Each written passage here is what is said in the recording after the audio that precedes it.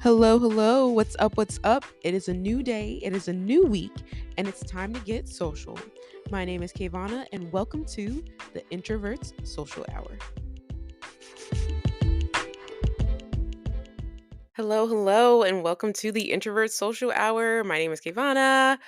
We are talking about sinners today. This is a little fun bonus episode. I was going to record it for YouTube, and I was like, I do this on my podcast anyways, and this will pop up on YouTube, so it didn't really matter either way. Um, and if you're new to kind of like the way I do things in regards to reviews, mine's are very chill, very like not official. So if you want like that real good like film nerd review, this is different. This is just more me thinking out loud, and what I experienced and what I watched, and we're just gonna talk about some things. In regards to um my experience with Sinner, so one, I saw it the first time in IMAX, and then the second time in 70 millimeter IMAX. And so I was grateful that I got the chance to do that, and I'm going to talk about the difference in between those two. But then also more so the experience of just seeing with other people. I think that was really important too, the culture aspects.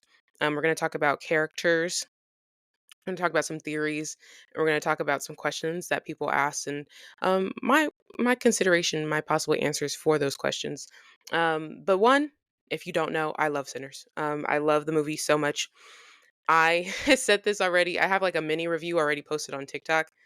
It is. I'm so tired of crying in movies, but if you could make me cry in a movie, like you did your job. I don't cry easily, so it's just that, like, it's more than a horror film, and I think that's something that's super important for you to take away. I hope you're not listening to it and you haven't watched it. But if you left and you were like, like just consider those things. It was meant to be more than a horror movie. You can tell. It was something that was supposed to have a cultural impact. It was supposed to have you leave with reflections and thoughts and concepts.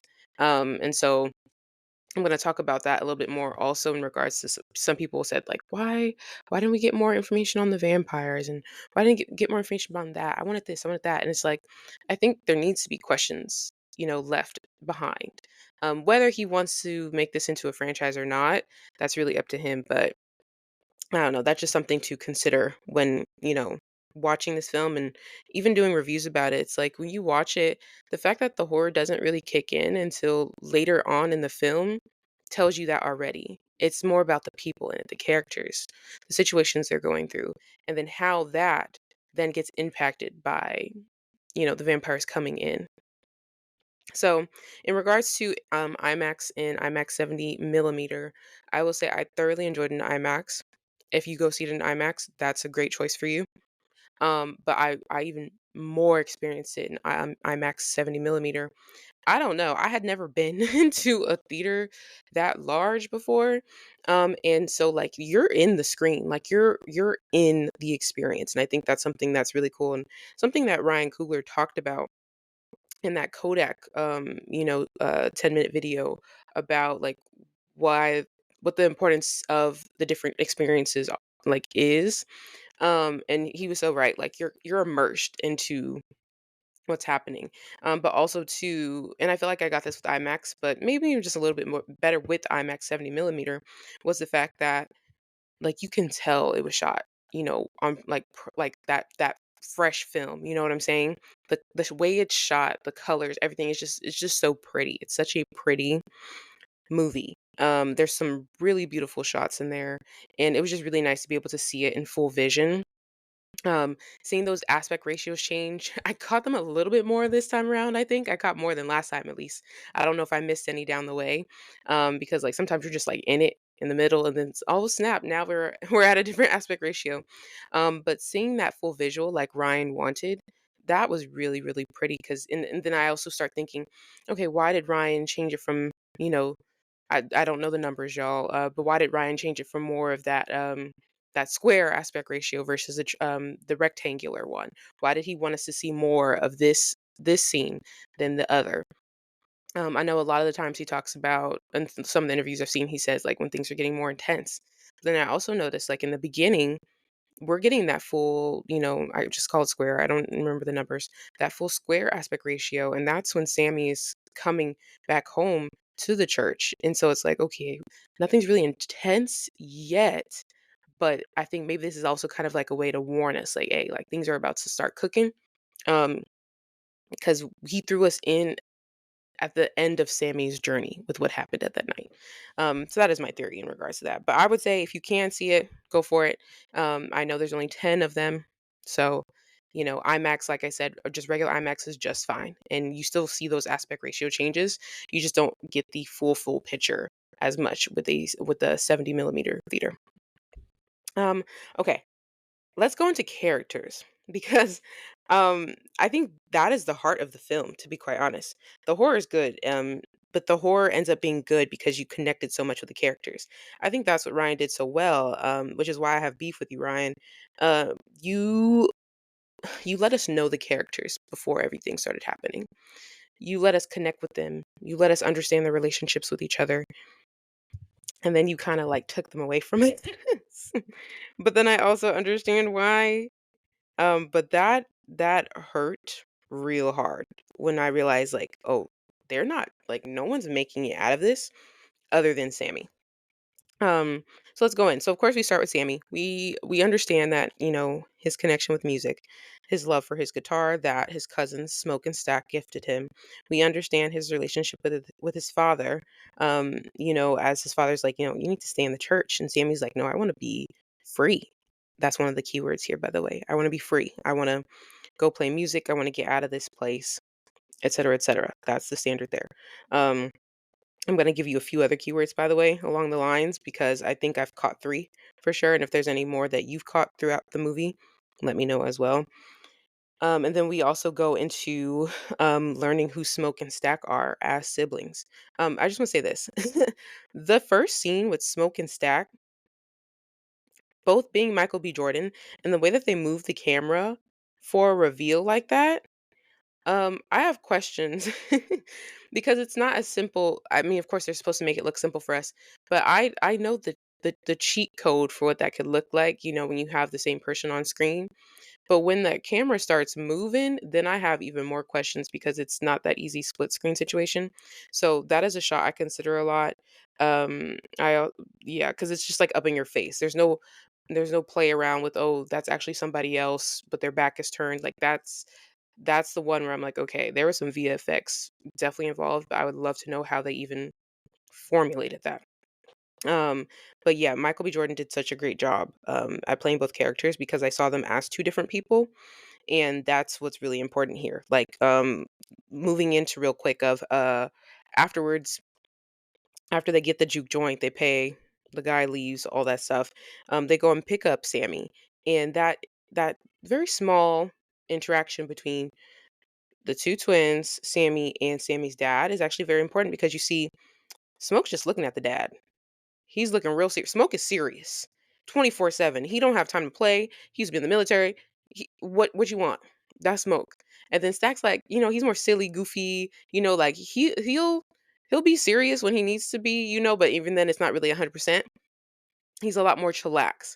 And so when you see Smoke's just staring at the dad, and then Stack is like, well, hey, no need to worry, we'll get him back.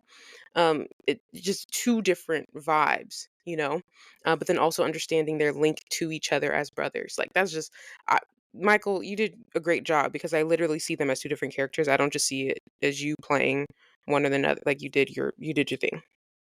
Um, and then we understand going into kind of what happened when they went to Chicago. And, down the line, we know that they stole all of the Irish beer and the Italian wine. But seeing how they interact before they even split, Smoke takes all of that with him to town, and Stack takes Sammy with him to go, collect some people, right? And that was even, a really big deal to see, like, they don't take being apart lightly at all. Um, it seems like every moment for them is a kind of sense of heightened alert, um, which is also sad to think about because they have. I'm getting emotional now. That's crazy because they, once again, the keyword going back to being free. They talk about, that search of freedom, and they were like, "You're never really free," Um, And even when Smoke talked to Sammy later down the line at the juke joint, just that was all really intense because you could tell, like, they got this real tough exterior because they kinda needed to. They kinda had to. And yeah, Ryan, you ate that. I'm gonna move on though. Um, we get to see Smoke go into town. We get to meet Bo, Grace, and also Lisa. Grace, we'll talk about you later, girl. It's okay though. And then I really wanted to shout out the one shot where Lisa actually goes to get Grace. I like that a lot when Bo was like, "Hey, go get your mother," and then that one, it's literally one shot. She leaves the store, crosses over, everything's still happening amongst the streets. Goes into the store where her mom is. They switch spots. Grace leaves. The people who smoked shot earlier, they're good. They're on the side. We get that real cool, like those real awesome choices that really make the movie what it is and just keeps making it cooler. There's even cooler one shot as we know of that we're going to talk about as well. But what I loved about them was it was Smoke coming in and not being like, "Oh my gosh, Smoke is like this person to be afraid of." It was that, but it was also like, but we know Smoke is like kind of like an honest man, if you know what I'm saying. It gave like we trust him, and that was important because it's different to be just scared of somebody, but it's like, oh no, like they're connected. So I liked how we got to see the relationship between Bo, Grace, and Smoke, and then also like the whole Smoke and Grace kind of like bargaining and going back and forth with each other was also really cute. In regards to, while we're on Grace, because we're just gonna do some character talk. um as we know down the line, um Grace needs to make a choice. And so when it comes to Bo gets got by the vampires, he ends up leaving because I'm jumping, I know I am. When the vampires finally get into the building, um with I'm not gonna jump into another character, but let's just say, so Bo gets got. Grace is given a tough decision that hmm, it was an emotionally driven decision, and more so she wasn't even given the decision, it was a decision that she made. A lot of people were like, "No, I understand Grace, she was right." They threatened, Remick is a vampire. Remick threatened, her daughter, and she already lost her husband Bo. Like, I get why she did that. And so here's my thing. And this is all for funsies because the story needed to happen the way it needed to happen. But when you really consider everything, Remick was very clear that he was there for Sammy, which should have already let them know that no matter what kind of threat Remick made, they were not leaving without Sammy. Yes, that would have extended the issue and it would have, they would have left for the sun and probably came back later or something. But that could have been maybe a point where they do get, everybody survives the night. It's daytime. They go warn the town. Da da da da. Da. But once again, all that happens and it doesn't make sense for the movie. But I'm just saying that because of that and his very intentional choice to want to stay for Sammy so he can have Sammy, that should have told her that they weren't going anywhere near her daughter, at least for that night. You know what I'm saying? Um so while I understand where she's coming from, it's emotionally driven, so she wasn't going to make a decision anyway. She just went through a lot in a very short amount of time. It was unfair for her to do that with everybody else in the juke joint with her. Um, but I'm pretty sure, once again, emotionally driven decision. She was going to leave. They kept her in, and then she decided to just let them in herself. So once again, just a fun convo to be had. The movie was going to happen the way the movie was going to happen. But I'm just saying she didn't need to do it. Um, I think it's important to know it was a very emotionally driven decision that became irrational. Therefore, she didn't really think out all the points in the in the options there. They were prepared to fight, but they weren't as prepared as they could have been if she was just, for a second. Okay, so moving on. Also rip to Bo because I thought they were a really cute couple. And to her, of course, as well. Her Her dying the way she did, it made sense for her. It was a little frustrating for me considering that she died so quickly, after letting them in, but it made sense for her to be the one to, officially, kill her husband and, in a way set him free. I don't necessarily, based off of what Annie had said previously, his soul may not be 100% set free. That's something to consider, but yeah. Speaking of Annie, let's go on to Annie.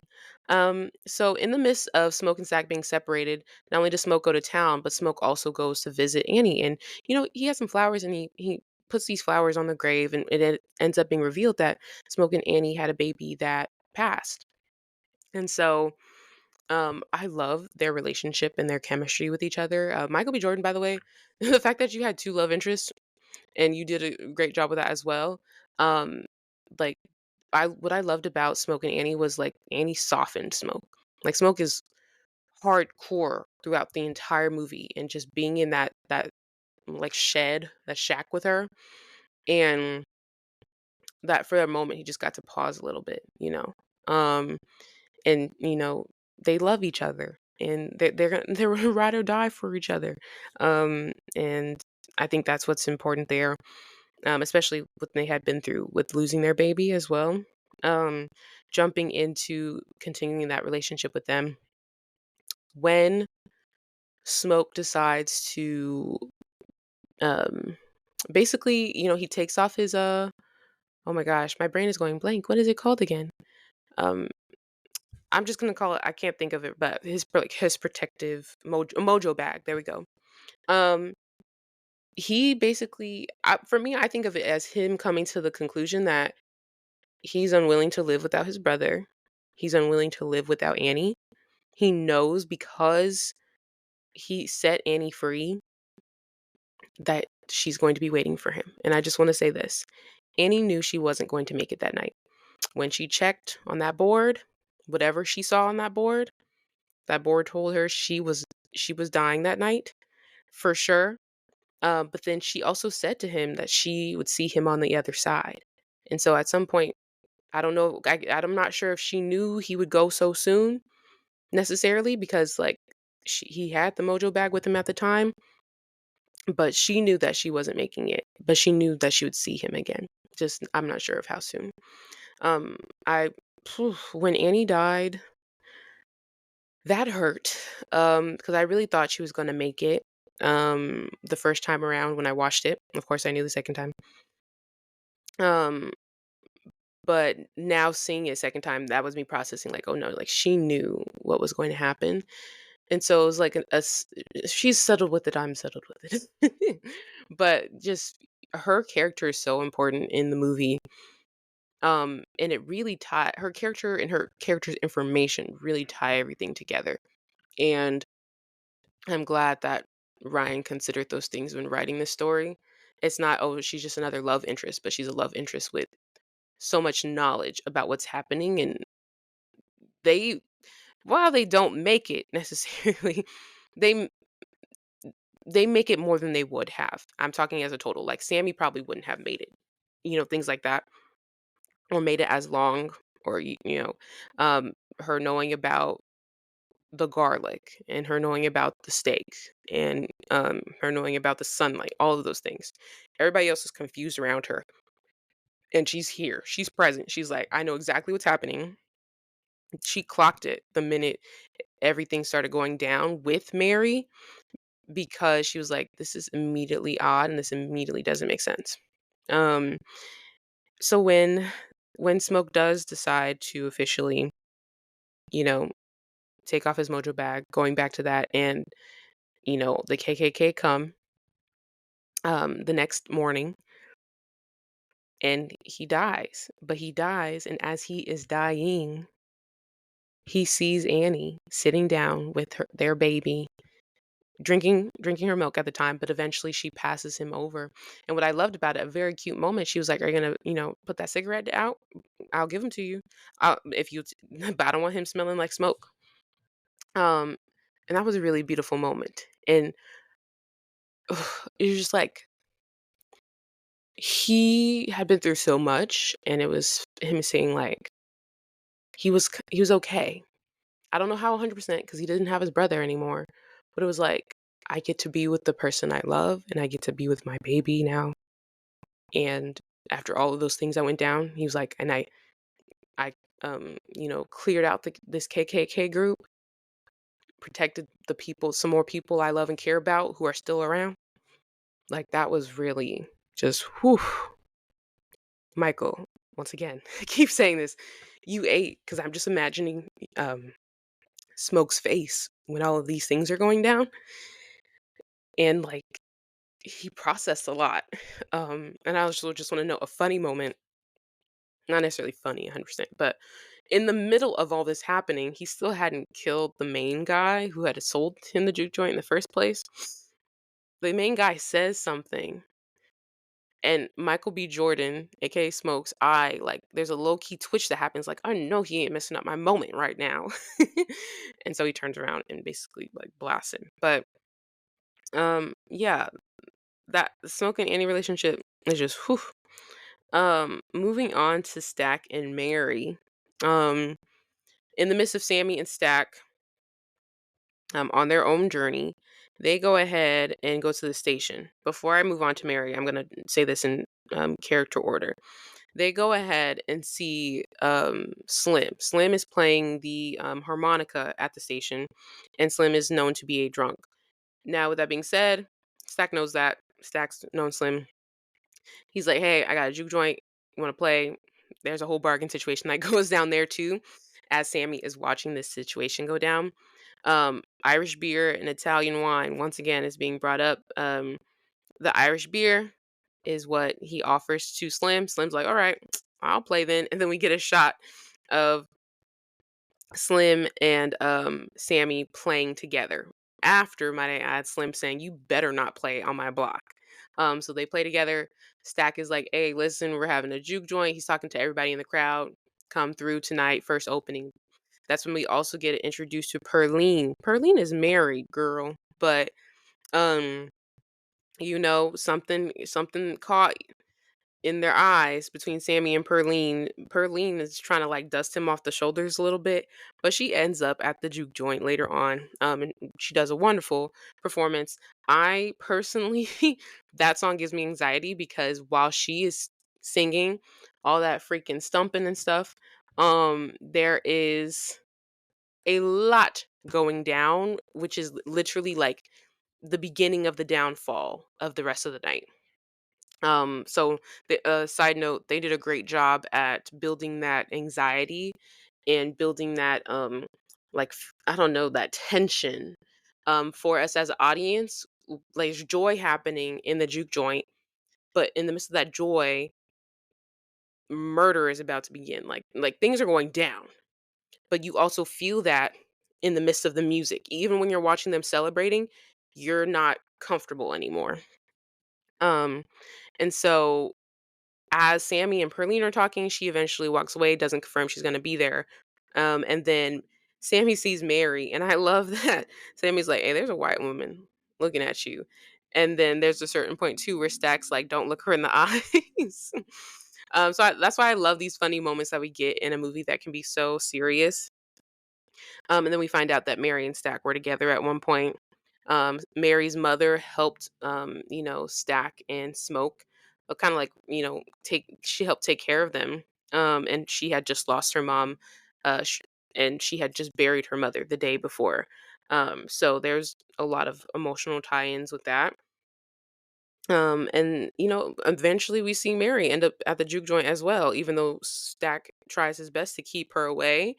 We end up finding out that yes, Stack does indeed love her. Stack does indeed care for her, but he was trying to keep her safe. That's actually, now I'm thinking about it too, safe is another keyword that was used a lot. Safe. Um and as we see, that didn't end up being the case. And then also, by the way, Mary was also married. um so that's something to also consider. But in regards to that moment, actually, let's talk about how The turns happen. Oh, before I do that, sorry. Cornbread, and then once we pick up Slim, we also pick up Cornbread along the way. Love his character, by the way. Also ripped to Cornbread. Pretty much ripped to everybody that I'm talking about. Almost everybody. Um, and then um in regards to that moment too, before even picking up Cornbread, it's also good to mention um Slim connecting with the incarcerated people who are um currently, they drive past them. Slim asks Stack to slow down, and he's like, keep your heads up, keep your heads up. And they see him, they're like, Slim. And then of course, one of the officers shoots up in the air. And then you hear a story about Slim, and a bit more about Slim's life, and the people he knew and the people he lost. And it gets really serious there. And then they try to turn it around. So once again, building character development, building connection. So when things fall down, as they do, it really hurts. And so going into the vampires, one, Remick, main vampire. Two, Remick just falls out of the planet. But we actually realized that he was actually running from the Native Americans. Now, the Native Americans did their best. Some of y'all were talking about how, "Oh, why didn't we get more on them? Why didn't they come back?" If I try to help you, and this is to the wife. I think her name was Lola, or is that her real name? The wife. This is to the wife.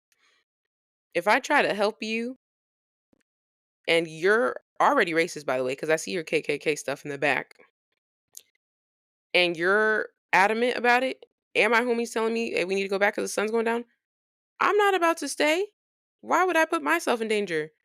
Well, I did my best, so I'm gonna head out. And why would I come back? The sun is down. We got to stay safe. So that whole question there, I was like, I wish you would have saw them more. You weren't going to see them more because they kind of, that was the statement in itself. We tried to help. You wouldn't let us help. We got to protect ourselves. Period. Point and blank. And so that makes sense for me. Um, Remick is such an interesting vampire. When he turns the other two, the husband and wife, they are such an interesting trio. They sing the song "Pick Poor Robin Clean."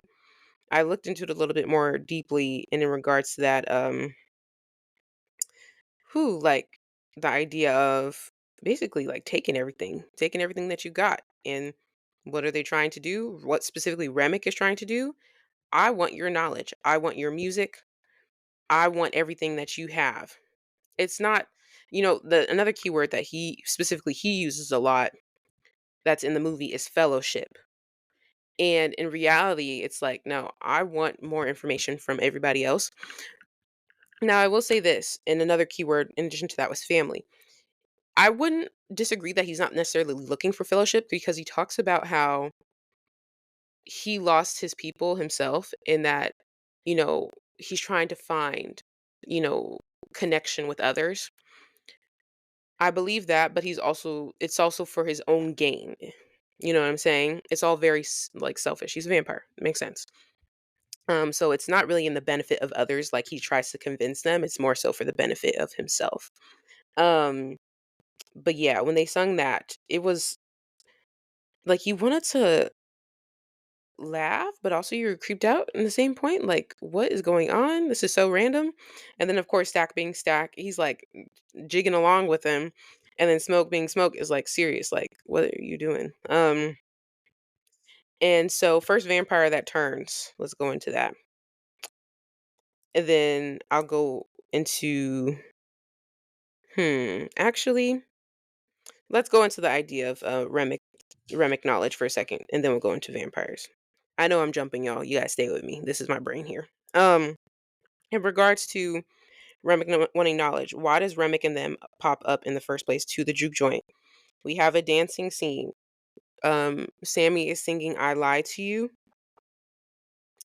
and it's very beautiful. Just period, point blank. What ends up happening? It's a one shot, by the way. While it's in the juke joint, Sammy is singing, it kind of revs up. And then we also it's the idea of like combination of hey, the blues, but remember where it came from, remember where it went, so we get a little hip hop, we get like different specific cultural representations, various black cultures. We also get Chinese representation. And then, I also see like I saw as a dancer myself, I saw like some contemporary modern dancing happening and things like that. We had some girlies twerking, we had a DJ. And all this is in one shot. Sammy's still singing. It's the idea of the music and how it brings your ancestors back to you and it calls to them. And so this is happening. Now I want to know this, and anybody has answers, let me know. What I have yet to make a connection on of why it happened and why it occurred. While this happens, my brain is thinking like so I don't know.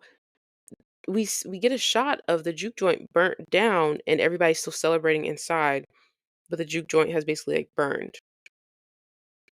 What is that exactly? Because I couldn't piece it together of why we would see that visual unless it was like it burned, so then like, it has, as Sammy's father said in the beginning, the devil is coming for you.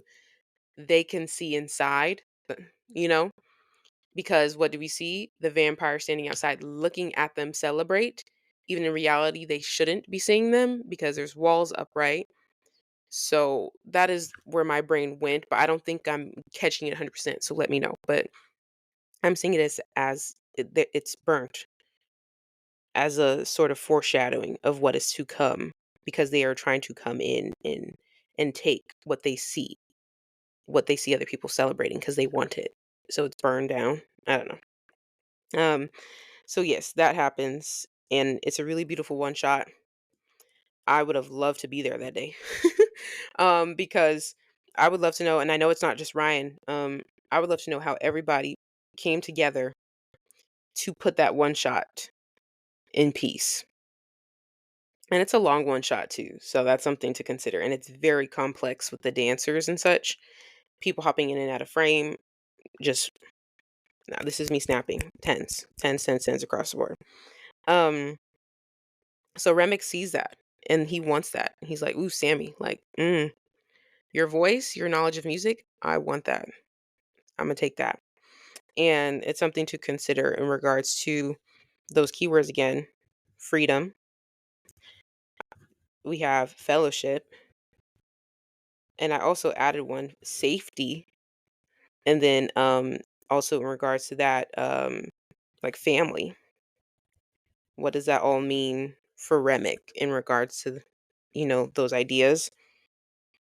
Um, moving into how people start turning. Now, first off, Stack, once again, Stack is a chiller one. So I have to give him grace. If Smoke was present for Stack and Mary's conversation about Mary being like, what about them? We could go get money from them. Smoke would have been like, no, you're not. You're staying inside. But Smoke's talking with Sammy at this point in time. So Mary goes. She thought a gun was gonna do something, even though she turned her back. We'll talk about that. And she goes and talks to these vampires. Unknowing to her, they're just regular white people who could sing and play a banjo. She got a little too comfortable with me for me, sitting down in between them and stuff. I think she really thought she was eating. At first, she was like, well, I'm gonna sit. I'm gonna give them my charm.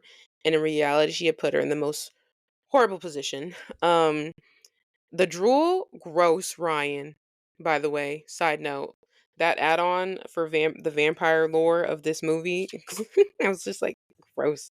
Um, my biggest issue was that she turned around, and that's all I'm saying about that. She had the gun up, she warned them, and then she turned around. So she wasn't on heightened alert for me enough. I did know she was going to turn into a vampire. I'm not going to say this for all of us, but I want to say that most of us did know, because they did not hide that from us in the trailers, in the sneak peeks and things like that. We saw pictures of her as a vampire already. Um, she ends up then taking Stack out, unfortunately. Um, and that's when things go down. And then from there, we see the struggle of the relationship of Stack and Smoke because Stack wakes up as a vampire on the other side of the door that they locked him in because Smoke was unwilling to drop him off outside. Um, and Smoke was about to open that door for him, but Stack zipped out, smushed Sammy with the door anyways, and dipped. Shout out to Annie again for knowing what she needs to know. She had garlic water. Period. And then from there, they're starting to realize something's going on. Back to my boy Cornbread. In between that time period, he went to go use the bathroom. Also, really frustrating. Um, they didn't know any better. There was no time period. There was nothing happening where they needed to know any better. But someone had asked, why did he go so far to use the bathroom? And I was wondering the exact same thing. But it's kind of already they kind of talk about it a bit as a joke between Slim and Cornbread because Slim's like, why don't you use the bathroom here? And then Cornbread's like, shut up, like I'll be back, basically. Um, the way that Cornbread goes out, I think back to his wife, his pregnant wife. So not only do it's just like she doesn't have him come back. She doesn't have anyone to address on why, he didn't come back. There's no money, et cetera, et cetera. So I thought back to the wife. Because even that moment between her Stack and Cornbread was like funny. I'm not gonna talk too deep about it, but yeah. After that, we go into Bo leaves. That was a frustrating moment. um, I think they should have left together, or I think if they were going to leave, they should have known more first before leaving. I think one small conversation with somebody would have had them stay a little bit more. Perlene's self was just nosy and she cared about Sammy, so she wasn't going anywhere. But she ends up getting turned down the line anyways. And she was one of the later ones of the group. So I really thought she might have made it through. But no, she didn't make it through. I was like, maybe her and Sammy will be together. I don't know. But no, she also became a vampire. We even saw her in her vampire form towards the end. Um I don't know why she didn't ask with the information that she had. I don't know why she didn't ask Sammy to like just I guess, the purpose was him to run because everybody knew that he was the main person that Remick wanted. Yeah, I guess I answered my own question. I was gonna ask why didn't she ask Sammy to like stab her with the stake real quick, but yeah, she was prioritizing him. I get that. I understand. Um, and then who else we got? So we know how Grace went down. We talked about that. We know how Annie went down. By the way, if I didn't say it, it was Stack that bit her. And when she said not you, whoo, yeah, that one. Um, we know how Bo went down. We know how Stack went down. Um, Perlene, Mary, yeah, because she turned around. She shouldn't have turned around. And then we go into the battles. I'll call them the battles. We have the battle between Stack and Smoke, and we have a battle between Sammy and Remick. At this point, a lot of the vampires have went down. Um, Not all of them, but a lot of them did by the hands of whether it was Annie, Grace, Perlene, Smoke, et cetera, before, the rest of them started dying off. That was the main battle. I didn't talk about that specifically because I already kind of pieced it around in various locations, just talking about characters. So when we get the two battles, shout out to the scene between Michael B. Jordan and Michael B. Jordan, Smoke and Stack. I really liked the way that that was shot, and that's where you kind of get those visual play arounds where that's probably somebody else, and then he switches and da da da da. But that's still a hard thing to do. Um, and then we also get one where he's like, I think it's Smoke choke holding Stack. And even that, it's like you see two Michael B. Jordans. So like shout out to the VFX team once again on that. I want to go into Sammy and Remick. Sammy and Remick, we get more emphasis on like, the idea of church and prayer. Um and Remick's like, I've already heard that before, I just want your thoughts. We're gonna you'll even have mine, Sammy. Like we'll be, basically one. And I think what's super important about that is everything was just in right timing, and I love that. Um, there was a point where Sammy could have been a goner, but eh, there was these stalls and these moments that needed to happen. And I know this is totally fictional, but I just think of it as just like that perfect timing of, there was something on Sammy's side that made sure that he was going to make it through. Um, at the end of the day, the guitar comes through for him, smacks the heck out of Remick. That middle part of the guitar, I think it's like a tire or something. No question mark, a rim. I don't know. Help me out. But whatever it is, it's silver. Bop, right 'em in the, head. Everybody feels it because 'cause they're connected. I think some people who watched the movie didn't understand everything 100%, um, because they were wondering, why Mary and Stack did not also die with them, but y'all, the vampires died by the sun. They just happened to be weakened at the time, so they couldn't move as fast as they wanted to when the sun started kicking in. And if you watch it, and I was watching it again but the second time around, they're trying to get away. It's too late for them. At that time period, Stack and Mary had already dippy dipped wherever they dippy dipped to. I'm wondering, considering how um how much land is there? Like where did they go where they were able to they could be jumping and flipping and moving pretty quick. So who knows where they've got. Um and so that moment between Remick and Sammy's really important. I think when Remick is dying, once again, why I said I think his idea of fellowship and wanting connection is not false, just very selfish. He looks at the sun, and I think about the like when was the last time? I mean, he looked at the sun. He wasn't supposed to when he first entered the movie because he was burning. Um, but I guess he was probably like, I'm looking at the sun for the last time, and he kind of accepted his fate, and he puts his arms out and he just lets himself burn. Not that he could really do anything, but he kind of came to terms, and you see that happen even though he's burning. Like it's in his body movements, it's in where he's putting his arms, his head. You see him come to those terms. um but shout out to not Stack, sorry, Smoke, for actually being the one to stake um Remick in the heart, which really is that final blow um, for everyone, to help weaken them and keep them in the sunlight. We see that visual between Smoke and Sammy holding on to each other. That's a really beautiful shot as well. And then the last time Sammy sees Smoke is when he doesn't know it, but Smoke has pretty much come to terms to the fact that he's gonna let himself die. He's gonna do his last duty, and he's gonna let himself die. And that was also a really cool shot to see when he's taking down the KKK. Whew, it's a heavy movie. um, and mind you, I'm not talking about everything, but it that's why I think for people, there's a lot of people who sometimes go into horror movies and they're like, "Oh, that wasn't really that good." And it's like, yes, it's a horror movie, but it's not a horror movie. You know what I'm saying? They can't not say it's a horror movie because by technicality, there's horror in it.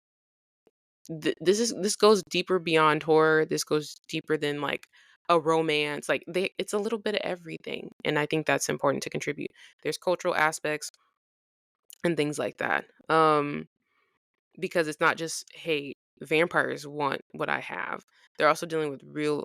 I mean, in this, vampires are real life for them, but they're also dealing with real life scenarios of, hey, I'm selling you this juke joint, but actually I'm gonna come back and take it back from you, and I'm gonna murder you. Like, these are some certain things to consider. Like, Ryan is telling truth while also mixing in, um, fiction and lore and magic and things like that. I want to say the score is wonderful. Smoke and Annie song is the most beautiful. And if you don't know what I'm talking about, I don't know the official name of it, but if you decide to go watch it again, there's a song that plays every time Smoke and Annie, interact with each other. So not only when they kind of like rekindle in the shed shack, and then also when Smoke is dying and Annie's there, it's really beautiful. They ate that. Um, in regards to my questions that would happen next. One, people are wondering, is this going to become a franchise? I don't know. It could easily be perfectly left as is, and it can easily be something that could be world built. I think that it's up to it. Well, I know it's up to Ryan, but I think it's up to him to more so. I don't think he's going to do it unless he sees value in it. And I'm not talking about monetary. I'm talking about what other messages can he help tell? So yeah, it'd be cool to continue the story, but I think he would want to make sure that he keeps adding to the connections and the visuals and understanding. So like I could see like this one was about blues. And maybe he does decide to jump into the 90s where we see Stack and Mary together married together and maybe we see what their life kind of looks like further down the line. Who knows? Or even if he wants to jump into the 2000s or the 2020s, et cetera, et cetera. Um, I think it'd be really cool because especially considering, um, I did want to talk about this moment. I hope all of y'all made the mid credits, but if you didn't, or if you did, I'm just gonna talk about it. When we see Sammy in his later age, performed by Buddy Guy, by the way, um, some deep moments by the way that made me bawl and cry. I'm trying to talk about them quick so I can get them out of the way because I was bawling. Buddy plays for them, and we get flashbacks of that moment where Stack listens to Sammy for the first time. And remember that idea of like Stack being so full of joy in that moment and just happy as his free self as he usually is.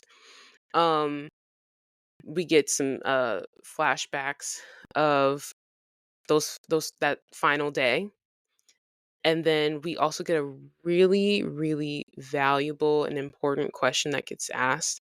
But before that even happens, Sammy says, older Sammy, he says, before everything went down, basically that was the best day of my life. And so he asked Stack, he said, was it yours, basically? And Stack he says, yeah. And we get this really beautiful flashback montage of him with his brother and all of the people that they pulled in to help them and bring in community and put something together for the juke joint that night, all those people who didn't make it. Um, and he does say, he said, that's the last time I saw my brother. And he says, it's the last time I saw the sun. And whew, I think for me, the flashback hurts a lot because you think about all the people who were ready to just come, help, support, make money because they needed to make money, but also be a part of community and just have a really like a free time. And in a way, you consider like that freedom was stolen. You know what I'm saying? Whew, Ryan, you ate that. You ate that. If y'all can't tell, I got emotional all over again. It's it, not only is that connection really beautiful, but what makes it really beautiful is the way it's shot. Um, though I just feel like that one scene, you see the two twin brothers, looking at the sun go down. Ooh, you get those close up shots that kind of feel like a documentary with people driving into the juke joint. They're all crowded on the truck. Like it just feels very real. And so he did really well at that. His director choices in regards to pulling us in, and his writer choices as well, because I wouldn't have felt that way if we didn't get so much build up before everything went down. So that's why I appreciate that. I don't need the horror 24/7 in the movie, um, because it's enough when everything goes down. Because I feel so much for the characters. Um, but in regards to continuation, I would love to see it continue on, but I'm also okay with it not. I would understand. But there are a lot of questions to be left answered if he wants to. And once again, I think that's fine. Some people were kind of like, I wanted more information on the vampires. I think we got what was important to know. I think if he tries to stuff all this information in on vampire lore, it takes away the actual messaging he's trying to pull in. That's more than just vampires. The vampires just happen to be the enemy, but it could have been anything or any other kind of source. I think what Annie thought at first, they were like hacks or something. I forgot the official thing she said, but like it could have been anything, you know. But because it's more than just a vampire movie. Um, in regards to that, I think more so, I guess I would want to know. Yes, we knew that the Native Americans were chasing Remick, but where did he really come from and how did he lose his people? I could see a prequel with that if they wanted to do something like that. But once again, that's not he's not meant to be the center. That's if they really decided to just expand the world just for expanding the world's sake, not necessarily about messaging. Once again, I don't think that's what Ryan's goal would be. Um, uh, and once again, I said I could see them focusing on other genres of music and tying that still in. If he wanted to, he could add other enemies. It doesn't just have to be vampires, something to consider. Um, and I really, just enjoyed what I got. I don't feel like I didn't leave feeling like I needed to know. Like what else do the vampires do or this or that. I guess my one curiosity was, so I guess they just heal quickly, or not necessarily quickly. If that was the case, cornbread wouldn't have been looking like that. But they heal within a certain amount of time because when we get the mid credit scene with Stack's neck is fine. So I guess that is something to consider, if anything. But that's just an easy answer. Like I feel like I could answer that for myself. If Stack's neck was fine, then yeah, somewhere down the line they did heal. And if you want to do a little another 10-minute video moment of like vampire lore and the sinners and he's like breaking down stuff, you could totally do that if you wanted to. Like I said, nothing left where I was like, man, this would have really made the story if I had more information on that. No, I'm perfectly fine. Um, but yeah, I think that's where I'm at as far as talking about it. I reflected once again going back. My keywords for the movie are freedom, fellowship, safety, and family. Not only family with the by blood, but found family. I think that's why it also hurt so much because they truly loved each other, even if they didn't grow up together or they didn't 100% know each other. Like it was a found family moment for sure, for sure. I realized I didn't say Slim went out the way he did because he cared for everybody. He was like, nobody else is getting hurt unless they go through me first. And that's literally what they did. The vampires went through him before they went through anybody else. He sacrificed himself for them. None of them by blood, all found family. And I think that's what's really important. He had just met Sammy that day. And he's like, I'm gonna die for you, Sammy. So those are the keywords I say take with. And if you have any other keywords for this movie, let me know. But I really do think those are some of the few, freedom being the key one there. And I could talk forever about it, but I'm already about to hit an hour. So I really tried to wrap it up a little bit more. Let me know what you think. Let me know what was your biggest takeaways of the movie. Let me know what moments you got emotional for, what moments you cried about. Let me know some theories you might have, because some people had some considerations for what can happen in the future. Um, but like I said, I'm okay with the way it ended.